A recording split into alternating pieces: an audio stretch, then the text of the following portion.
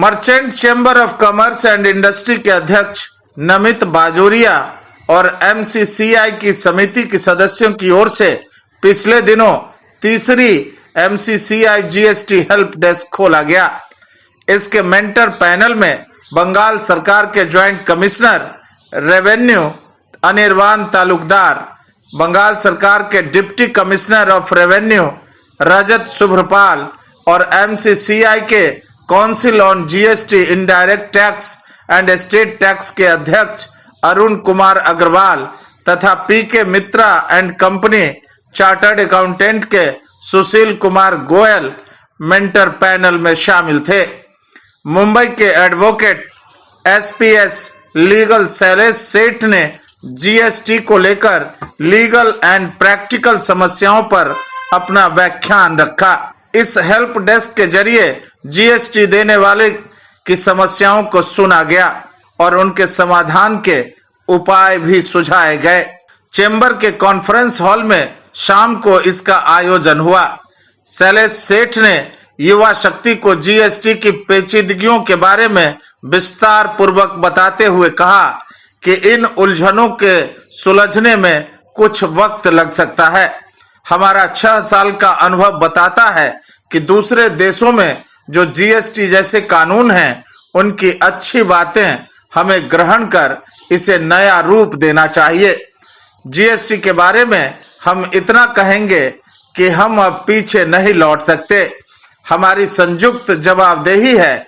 Tax payer और कर विभाग के बीच ट्रस्ट, अकाउंटेबिलिटी, रिस्पॉन्सिबिलिटी और आपसी सहयोग होना चाहिए। कर विभाग का दायित्व है कि वह करदाता को राष्ट्र निर्माता माने और प्रक्रिया को अत्यंत सरल बनाए।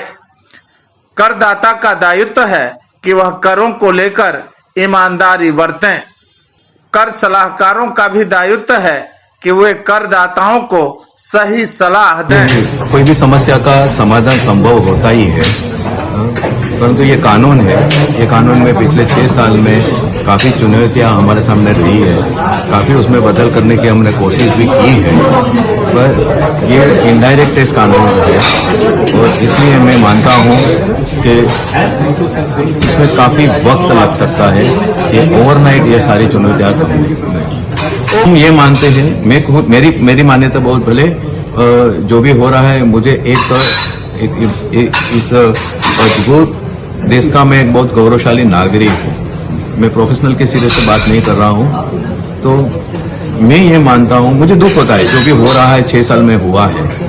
आज मेरा सिर्फ इतना मानना है कि जीएसटी कैसा भी कानून हो, जो परिस्थिति में हो, जो भी चुनौतियां टैक्स पेयर के लिए, ऑफिसर के लिए भी, डिपार्टमेंट के लिए भी है, तो उसमें we are on the point of no return.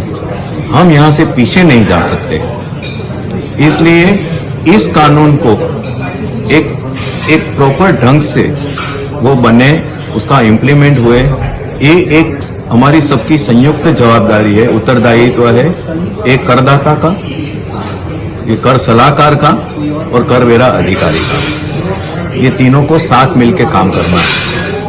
तो टैक्स एडमिनिस्ट्रेटिव रिफॉर्म कमेटी जो है टार्क, तो टार्क के बारे में जो एक अद्भुत डॉक्टर पार्षद सर सी शोम की कमेटी के रिपोर्ट, तो टार्क को मैं हमेशा ये कहता हूँ कि टैक्स पेयर और टैक्स डिपार्टमेंट के बीच में ट्रस्ट, अकाउंटेबिलिटी, उसमें रिस्पॉन्सिबिलिटी एंड कोऑपरेशन, ये 4 जब तक नहीं होंगे तब तक कितने भी टार्क जैसे रिपोर्ट आ जाए, कानून में बदल नहीं होगा, चाहे ये डायरेक्ट टैक्स हो या इनडायरेक्ट टैक्स हो।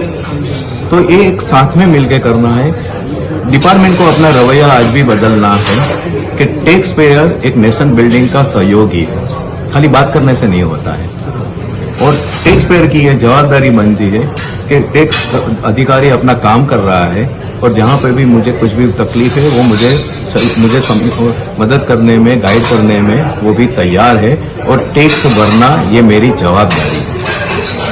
It is my obligation under the law कि मुझे ये भर। मौके पर युवा शक्ति से बातचीत करते हुए अरुण अग्रवाल ने कहा कि आयकर और जीएसटी अलग अलग विषय है।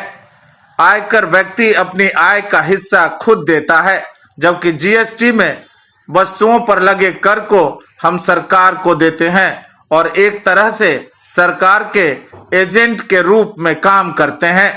हालांकि जीएसटी की जो विभिन्न श्रेणियां हैं वो कई बार बाद में कहा जाता है कि इस वस्तु पर इतना नहीं इतना टैक्स है, इससे विवाद पैदा होते हैं। उन्होंने जोर देकर कहा कि हम अपनी आय से तो जीएसटी दे नहीं सकते और न ही हमें इतनी आय होती है। उन्होंने कहा कि जीएसटी आने से सामानों का मूवमेंट तेज हुआ है। आज सारे चेक पोस्ट खत्म हो गए हैं। हालांकि जीएसटी देने के संबंध में जो छोटी छोटी बाधाएं हैं उन्हें दूर किया जाना चाहिए, नहीं तो छोटे छोटे व्यवसायियों की परेशानी खत्म नहीं होगी। जीएसटी रजिस्ट्रेशन रद्द होने से व्यवसायी पर एक तरह से आफत आ जाती है। इसका बहुत ही प्रतिकूल प्रभाव पड़ता है और उनका बिजनेस तक डूब जाता है। देखिए, इनकम टैक्स और जीएसटी दोनों दो अलग अलग सब्जेक्ट है। इनकम टैक्स तो कोई भी आदमी, कोई भी व्यक्ति या कोई भी कंपनी कोई भी इनकम करता है, उस इनकम में से, अपने इनकम में से वो कुछ टैक्स देता है सरकार। जीएसटी क्या है? जीएसटी हमको अपने इनकम में से नहीं देना होता है। जीएसटी तो हमको कोई भी चीज, अगर हम कोई माल बेच रहे हैं तो उसमें से उसके जो कस्टमर है उससे हम उसके ऊपर में जीएसटी कलेक्ट करते हैं और सरकार को जमा कर देते हैं। यानी कि जीएसटी के लिए तो हम सरकार के एजेंट के रूप में काम करते हैं। हम कलेक्शन करके और हमको जमा करना है। इसलिए जीएसटी का डायरेक्टली दबाव किसी पर, मतलब जो टैक्स पेयर है उसके ऊपर नहीं पड़ता है, वो तो कंज्यूमर पे पड़ता है। लेकिन टैक्स पेयर के लिए जो प्रॉब्लम हो रही है, अभी जैसे आप लोगों ने सुना, इतना डिस्कशन हो रहा था कि जो टैक्स पेयर है वो जीएसटी का ये जो कंप्लायंस करेगा, कब उसको कलेक्ट करना है, कब पेमेंट करना है, कैसे करना है, कलेक्ट करना भी है कि नहीं है, हर एक चीज के ऊपर तो जीएसटी एप्लीकेबल नहीं है। किसी पे 5% है, किसी पे 12% है, किसी पे 18% है, किसी पे नहीं भी है। तो इसको लेके जो कंफ्यूजन होता है, मान लीजिए हमको लगता है कि इसके ऊपर 5% होना चाहिए, मैंने कलेक्ट किया और जमा कर दिया, और बाद में बोलता है कि नहीं आपका तो 12% लगना चाहिए। तो ये 7% हम कहाँ से लाएंगे? तो ये 7% तो हम अपने पॉकेट से फिर दे नहीं पाएंगे, क्योंकि इतना तो इनकम हम नहीं करते हैं कोई भी बिजनेस से कि 7% एक्स्ट्रा टैक्स, उसके ऊपर भी ब्याज भी देना है, फिर पेनल्टी भी देना है। ये जो प्रॉब्लम्स हो रही है, इसको लेके चूंकि काफी भ्रांतियां हैं जीएसटी को लेके, इसके वजह से टैक्स पेयर को बहुत ज्यादा बर्डन हो जा रहा है, जो कि उसको अपने पॉकेट से देना भी नहीं था और वो उतना पैसा कमाता भी नहीं है। लेकिन वो अगर बाद में उसको देना पड़े, वो भी 2 साल 4 साल बाद अगर सरकार बोलती है कि आपको देना है, तो वहां पे बहुत बड़ी समस्या खड़ी हो जाती है। वो बर्डन पे इसमें कोई डाउट नहीं है। जीएसटी में इकोनॉमी की जो रफ्तार जो है वो भी बढ़ी है। और मान लीजिए जैसे मूवमेंट ऑफ गुड्स, पहले जो स्टेट में जीएसटी के पहले क्या होता था, वैट होता था, उसमें जगह जगह पे आपके बॉर्डर चेक पोस्ट होते थे। आज के दिन वो चेक पोस्ट सब हट गए। तो माल जो चलता है रोड पे, एक माल अगर मान लीजिए एक लॉरी अगर चेन्नई से स्टार्ट हुआ पंजाब जाना है, तो पहले जितना टाइम लगता था अभी उससे कम टाइम लग रहा है। तो इससे रफ्तार बढ़ी से तो डेफिनेटली इकोनॉमी में एफिशिएंसी बढ़ती है। तो इसके बहुत पॉजिटिव फायदे हैं। इस अवसर पर युवा शक्ति से खास बातचीत करते हुए सुशील गोयल ने कहा कि हम जीएसटी को लेकर हेल्प डेस्क चलाते हैं। हम अपने सदस्यों को इस संबंध में जानकारी देते हैं कि इसमें बंगाल सरकार के प्रतिनिधि भी रहते हैं। उन्होंने बताया कि जीएसटी के कुछ प्रावधान काफी कड़े हैं और सरकार से उन्हें सरल बनाने को कहा जा रहा है। हम जीएसटी हेल्प डेस्क चलाती है merchant chamber of commerce. Help desk मतलब हमारे जो मेंबर हैं उनके जो भी सवाल होते हैं, उनको जो भी समस्याएं आती है, उनको हेल्प करने की कोशिश करते हैं। इसमें हम सेंट्रल गवर्नमेंट डिपार्टमेंट और स्टेट गवर्नमेंट डिपार्टमेंट, दोनों ही डिपार्टमेंट से यहाँ पे ऑफिसर को इन्वाइट करते हैं और कंसल्टेंट भी रहते हैं। तो मैं एज ए कंसल्टेंट आज आया था और जो भी लोगों की समस्या है तो उस पर डिस्कशन किया। बहुत सारे प्रोविजन बहुत खास हैं और बिजनेसमैन को कंप्लाई करने में असुविधा होती है, तो उसके लिए थोड़े से रिलैक्सेशन की और आवश्यकता। मौके पर युवा शक्ति से बातचीत करते हुए प्रसिद्ध चार्टर्ड अकाउंटेंट अनूप लोहारका ने कहा कि जीएसटी एक ऐतिहासिक कानून है। इसे लेकर एसएससी को कई बार उलझनें होती हैं। ऐसे इसमें सुधार और बदलाव बहुत हुए हैं और सरकार संशोधन कर धीरे धीरे पूर्ण रूप से इसे सरल बनाने में लगी है। उन्होंने बताया कि हर चैम्बर या व्यवसायी इकाई की ओर से सरकार को इसकी बाधाओं के बारे में बताया जाता है और जीएसटी को और सरल बनाने की बातचीत चल रही है। आपका जो उलझन है ये बहुत हद तक रजिस्टर्ड टैक्स पेयर फेस करते हैं, लेकिन इन द सेम टाइम हम लोग को ये समझना चाहिए ये एक बहुत बड़ा हिस्टोरिकल रिफॉर्म्स है जो इंडिया में किया गया है। सो एक बहुत बड़ा चेंजेज आया है, तो थोड़ा जब कोई हिस्टोरिकल रिफॉर्म्स आता है तो थोड़ा सा टाइम लगता है सेटल होने में। यहाँ पर क्या हो रहा है कि अपनी गवर्नमेंट चीजों को सीमलेस करने के लिए अमेंडमेंट्स ला रही है, जिससे कि इस चीज को और स्मूथ बनाया जाए।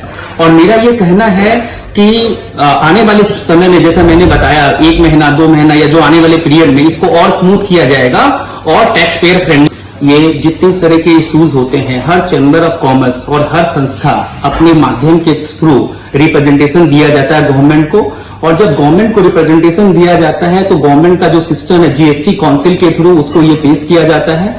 तो हम लोग संस्था के थ्रू पूरा प्रयास ये करते हैं कि टैक्स पेयर की जो उलझन है और जो भी टैक्स और जीएसटी को जितना सिंपल बनाया जाए वो गवर्नमेंट को पेश किया जाए और गवर्नमेंट तक पहुंच सके। अल्टीमेटली ऑब्जेक्टिव ये है कि आज हम लोग बोल रहे हैं बहुत, बट रिटर्न रिप्रेजेंटेशन में गवर्नमेंट तक पहुंचा जाए, जिसके तहत उसके ऊपर वर्क हो और उसको स्मूथ किया जाए। इस कार्यक्रम में कई ऐसे नामी गिरामी और खासकर बिजनेस से जुड़े हुए लोगों ने अपनी समस्याएं रखी, जिसका समाधान उपस्थित लोगों द्वारा किया गया। युवा शक्ति के लिए अमित कुमार की यह खास रिपोर्ट। अपने इलाके की खबरों को जानने के लिए युवा शक्ति चैनल को सब्सक्राइब करें।